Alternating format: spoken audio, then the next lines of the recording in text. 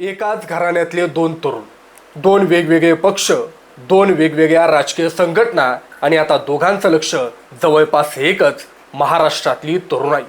एक जण मनसेच्या विद्यार्थी संघटनेच्या माध्यमातून महाविद्यालयांच्या कॅम्पसमध्ये पोहोचतोय, तर दुसरा युवासेनेच्या माध्यमातून तरुणांशी संवाद साधण्यासाठी मराठवाड्याचा दौरा आखतोय. आणि याच काळात त्यांचे वडील शिवसेना उद्धव बाळासाहेब ठाकरे पक्षाचे प्रमुख उद्धवजी ठाकरे देखील छत्रपती संभाजीनगरकडे वळणार असल्याची माहिती समोर आली. हा फक्त योगायोग आहे की महाराष्ट्राच्या राजकारणात काहीतरी मोठं बदलत आहे? आणि सगळ्यात महत्त्वाचा प्रश्न, ठाकरे कुटुंबानं अचानक जेन झेड म्हणजेच नव्या तरुण मतदारांकडे एवढं लक्ष का वळवलंय? या प्रश्नाचं उत्तर शोधताना आपल्याला फक्त आदित्य ठाकरे किंवा अमित ठाकरे यांच्या दौऱ्याकडे पाहून चालणार नाही. आपल्याला बदलणाऱ्या महाराष्ट्राच्या राजकीय गणिताकडे पाहावं लागेल. कारण आजचा तरुण पूर्वीच्या मतदारासारखा राहिलेला नाही. तो पक्षाचा झेंडा हातात घेऊन वर्षानुवर्ष एकाच नेत्याच्या मागे उभा राहीलच असं अजिबात नाही. त्याच्याकडे मोबाईल आहे, त्याच्याकडे माहिती आहे. तो एका नेत्याचं भाषण ऐकतो आणि त्या क्षणी दुसऱ्या नेत्याचं भाषणही पाहतो. तो पक्षाच्या घोषणापत्रांपेक्षा एखाद्या व्हिडिओवरची प्रतिक्रिया अधिक वेगानं पसरवू शकतो. आणि म्हणूनच राजकीय पक्षांसाठी हा तरुण मतदार आता केवळ भविष्यातला मतदार राहिलेला नाही, तो आजचं राजकीय रणांगण मानला. याच पार्श्वभूमीवर 2026 मध्ये देशातील राजकारणात जनरेशन झेड या शब्दाची चर्चा वाढली. मिळालेल्या माहितीनुसार दिल्लीतील विद्यार्थ्यांच्या आंदोलनानंतर विविध राजकीय पक्ष आणि संघटनांनी तरुणांशी संवाद वाढवण्यावर लक्ष केंद्रित केल्याचं चित्र पाहायला मिळत आहे. आणि महाराष्ट्रात या बदलाची एक वेगळीच राजकीय बाजू दिसू शकते. कारण या मैदानात उतरली दोन नावं आहेत, अमित ठाकरे आणि आदित्य ठाकरे. दोघांमध्ये रक्ताचं नातं आहे, पण राजकारणाच्या मैदानात ते वेगवेगळ्या संघटनेचं, वेगवेगळ्या पक्षांचं प्रतिनिधित्व करतात. अमित ठाकरे हे महाराष्ट्र नवनिर्माण विद्यार्थी सेनेच्या माध्यमातून काम करत आहेत, तर आदित्य ठाकरे हे युवा सेनेच्या माध्यमातून तरुणांमध्ये सक्रिय आहेत. आणि आता त्यांचं लक्ष मराठवाड्याकडे. ही बाब का महत्त्वाची आहे? कारण मराठवाडा हा केवळ महाराष्ट्राचा एक भौगोलिक विभाग नाही, तो सामाजिक प्रश्नांचा, शेतीच्या संकटांचा, शिक्षणाच्या समस्यांचा, रोजगारांच्या अपेक्षांचा आणि राजकीय बदलांचा मोठा प्रदेश आहे. मराठवाड्यातील तरुणांसाठी रोजगार म्हणजे केवळ मुंबई किंवा पुण्यातील संधी नाहीत. त्यांच्या गावात रोजगार आहे का? शिक्षणानंतर नोकरी मिळते का?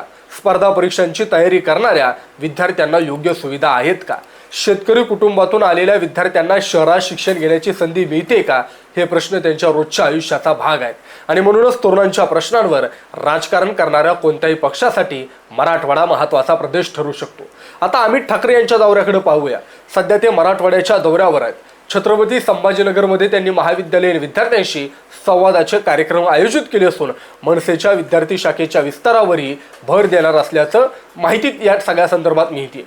हे केवळ विद्यार्थी मेळावे आहेत का, की भविष्यातील संघटनात्मक बांधणीची सुरुवात आहे? राजकारणात विद्यार्थी संघटना हा केवळ निवडणूक प्रचाराचा भाग नसतो. महाविद्यालयात तयार झालेले कार्यकर्ते पुढे पक्षाच्या संघटनेत जातात. विद्यार्थ्यांच्या प्रश्नांमधून नेतृत्व तयार होतं. आणि सगळ्यात महत्त्वाचं म्हणजे कॅम्पस हा तरुण मतदारांपर्यंत पोहोचण्याचा थेट मार्ग असतो.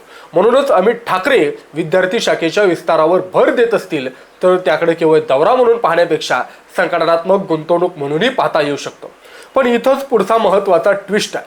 अमित ठाकरे मराठवाड्यात पोहोचले आणि त्यानंतर आदित्य ठाकरेही याच तरुणाईकडे लक्ष देण्यासाठी मराठवाड्याच्या मातीत येणार असल्याची माहिती समोर आली. म्हणजे दोन वेगवेगळ्या राजकीय संघटनांचे प्रतिनिधी नाहीत, तर एकाच ठाकरे घराण्यातील दोन तरुण दोन राजकीय व्यासपीठांवरून एकाच पिढीपर्यंत पोहोचण्याचा प्रयत्न करताना दिसत आहेत. आता तुम्ही विचाराल, यात नवीन काय? नवीन गोष्ट म्हणजे यावेळी लक्ष फक्त मुंबई नाही, मराठवाडा आहे. आणि हा बदल अत्यंत महत्त्वाचा आहे. कारण ठाकरे कुटुंबाच्या राजकीय इतिहासात मुंबईला विशेष स्थान राहिलंय. पण महाराष्ट्रव्यापी राजकारणात आपली पकड जर वाढवायची असेल तर मुंबई बाहेरील प्रदेशांमध्ये संघटना आणि स्थानिक नेतृत्व उभं करणं आवश्यक ठरतं. याच ठिकाणी आदित्य ठाकरे यांचा आगामी दौरा महत्त्वाचा ठरतो. मिळालेल्या माहितीनुसार पुढील महिन्यात युवा सेनेच्या माध्यमातून ते मराठवाड्यातील तरुणाईशी संवाद साधण्यासाठी दौरा करणार आहेत.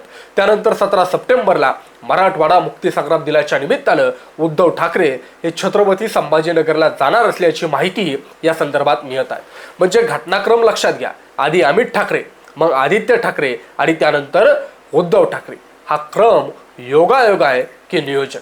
याबाबत निश्चित निष्कर्ष काढण्यासाठी अधिकृत पक्षीय रणनीती समोर आलेली आहे. त्यामुळे ठरवून आखलेली रणनीती आहे असं तथ्य म्हणून आपल्याला असं म्हणता येणार नाही पण राजकीय विश्लेषकांच्या दृष्टीनं या सलग दौऱ्याकडे पाहिलं तर एक गोष्ट स्पष्ट दिसते, मराठवाड्यात तरुण मतदारांशी संपर्क वाढवण्याला महत्त्व दिलं जात आहे आणि इथं जनरेशन झेड हा शब्द पुन्हा समोर येतोय। जनरेशन झेड म्हणजे डिजिटल जगात वाढलेली पिढी। या पिढीला केवळ मोठ्या सभा आणि भाषणांनी प्रभावित करणं सोपं नाही। त्यांना प्रश्नांची उत्तरं हवी असतात, ते नेत्याला थेट प्रश्न विचारू शकतात, ते भाषणातील एखादा दावा काही मिनिटात तपासू शकतात आणि एखादा छोटा व्हिडिओ मोठ्या राजकीय चर्चेचा विषय बनवू शकतात। याच कारणामुळे राजकीय पक्षांसाठी सोशल मीडिया, विद्यार्थी संवाद आणि थेट कॅम्पस संपर्क अधिक महत्त्वाचा होत चालला।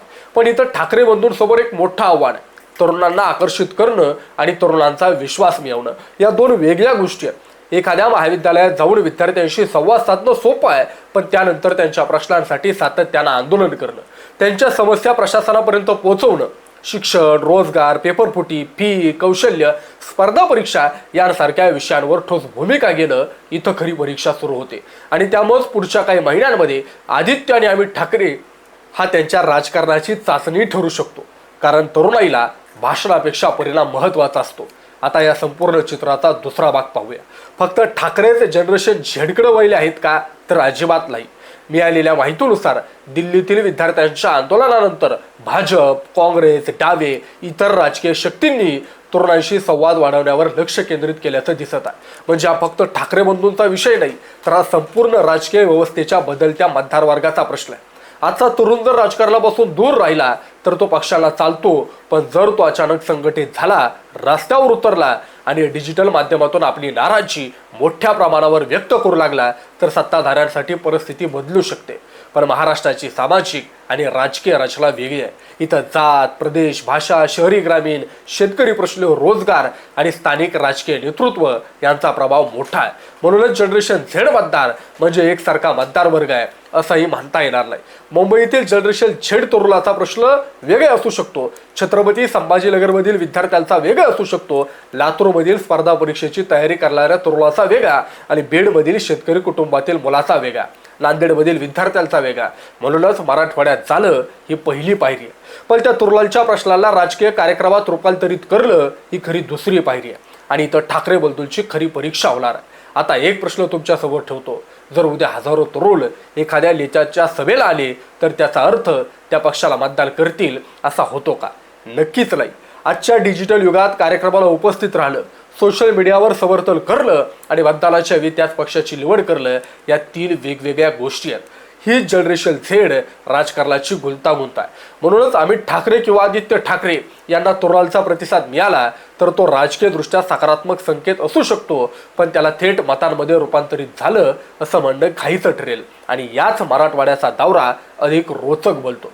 कारण इथं भाषण नाही, इथं संघटना उभी करण्याचा प्रश्न आहे, विद्यार्थी शाखा वाढवण्याचा प्रश्न आहे, स्थानिक कार्यकर्त्यांशी संपर्काचा प्रश्न आहे आणि पुढे येणाऱ्या निवडणुकांसाठी तरुण नेतृत्व तयार करण्याचा प्रश्न आहे। मनसेसाठी अमित ठाकरे यांचं काम म्हणजे विद्यार्थी संघटनेचा विस्तार आणि नवीन पिढीशी संपर्क वाढवण्याची संधी असू शकते। उद्धव ठाकरे यांच्या पक्षासाठी आदित्य ठाकरे म्हणजे आधीपासूनच युवासेनेच्या माध्यमातून तयार झालेला तरुण चेहरा, पण दोघांसमोर समान समस्या आहे। ठाकरे आडनाव स्वतःमध्ये राजकीय ओळख देऊ शकतं, पण दीर्घकाळासाठी मतदारांचा विश्वास मिळवण्यासाठी कामगिरी आवश्यक असते आणि म्हणूनच पुढची काही वर्ष निर्णायक ठरू शकतात। कारण आजचे विद्यार्थी उद्याचे मतदार आहेत, आजचे कार्यकर्ते उद्याचे नेते आहेत आणि आज महाविद्यालयाच्या कॅम्पसमध्ये सुरू झालेला संवाद काही वर्षांनी विधानसभा आणि लोकसभा मतदारसंघाच्या राजकारणात दिसू शकतो। म्हणूनच या संपूर्ण घटनाक्रमाकडे फक्त अमित मराठवाड्यात गेले किंवा आदित्य ठाकरे मराठवाड्यात जाणार एवढ्या बातमीपुरतं पाहणं अपुरं आहे। हा महाराष्ट्राच्या राजकारणातील पिढी बदलाचा संकेत आहे का? कदाचित, पण त्याचा निकाल अजून लागलेला नाही, कारण दौरे सुरू झालेत, संवाद सुरू झालाय, पण मतदारांचा निर्णय अजून बाकी आहे आणि म्हणूनच या कथेचा शेवट आज होत नाही। खरी कथा, खरी गोष्ट पुढच्या काही महिन्यात लिहिली जाईल। छत्रपती संभाजीनगरच्या कॅम्पसमध्ये, मराठवाड्याच्या गावांमध्ये, विद्यार्थ्यांच्या प्रश्नांमध्ये, सोशल मीडियावरील चर्चांमध्ये आणि शेवटी मतपेटीत। कारण ठाकरे कुटुंब महाराष्ट्राच्या राजकारणात एक नवं पर्व सुरू करण्याचा प्रयत्न करत असेल तर त्या पर्वाचा सर्वात मोठा प्रश्न एकच असेल, ठाकरे आडनाव तरुणांना आकर्षित करू शकतं, पण तरुणांचा विश्वास जिंकू शकतं का? आणि अमित ठाकरे आणि आदित्य ठाकरे दोघे एकाच वेळी जनरेशन झेडकडे वळाले असतील तर पुढचा प्रश्न आणखी मोठा आहे। या नव्या पिढीचं राजकारण ठाकरे कुटुंबाला पुन्हा महाराष्ट्राच्या केंद्रस्थानी आणणार आहे की जनरेशन झेड स्वतःच्या प्रश्नांवर आधारित नवं राजकीय समीकरण तयार करणार आहे? याचं उत्तर कोणत्याही सभेत मिळणार नाही, ती मिळेल तरुणांच्या मनात आणि शेवटी मतपेटीत. तुम्हाला काय वाटतं? ठाकरे बंधूंचा जनरेशन झेडकडे वाढलेला हा फोकस महाराष्ट्राच्या राजकारणात मोठा बदल घडवू शकतो का? मराठवाड्यात तरुण मतदार ठाकरे कुटुंबाच्या राजकारणाला पुन्हा संधी देतील की आजची तरुण पिढी पारंपरिक पक्षांच्या पलीकडे जाऊन स्वतःचं नवं राजकीय समीकरण तयार करेल? तुमचं मत कमेंट बॉक्समध्ये नक्की सांगा आणि अशाच प्रकारच्या व्हिडिओ पाहण्यासाठी आपल्या महाराष्ट्र वार्ता चॅनलला सबस्क्राईब करा ही विनंती. धन्यवाद.